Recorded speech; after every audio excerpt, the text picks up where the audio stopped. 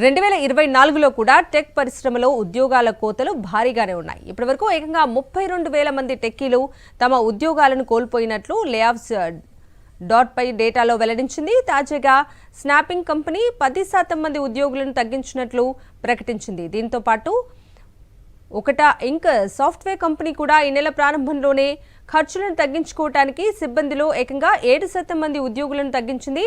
Amazon, sales force, meta వంటి దిగ్గజ కంపెనీలు సైతం 2024లో ప్రారంభం నుంచి సిబ్బందిని తొలగిస్తూనే ఉన్నాయి.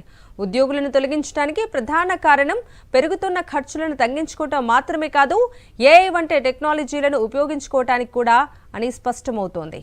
2024లో కూడా టెక్ పరిశ్రమలో ఉద్యోగాల కోతలు భారీగానే ఉన్నాయి. ఇప్పటివరకు ఏకంగా 32,000 మంది టెక్కీలు తమ ఉద్యోగాలను కోల్పోయినట్లు లేఆఫ్స్ పై డేటాలో వెల్లడించింది. తాజాగా స్నాపింగ్ కంపెనీ 10% మంది ఉద్యోగులను తగ్గించినట్లు ప్రకటించింది. దీంతో పాటు ఇంక్ సాఫ్ట్వేర్ కంపెనీ కూడా ఈ నెల ప్రారంభంలోనే ఖర్చులను తగ్గించుకోవడానికి సిబ్బందిలో ఏకంగా 7% మంది ఉద్యోగులను తగ్గించింది.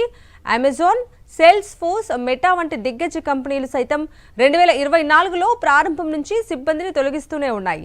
ఉద్యోగులను తొలగించడానికి ప్రధాన కారణం పెరుగుతున్న ఖర్చులను తగ్గించుకోవటం మాత్రమే కాదు, ఏఐ వంటి టెక్నాలజీలను ఉపయోగించుకోవటానికి కూడా అని స్పష్టమవుతోంది.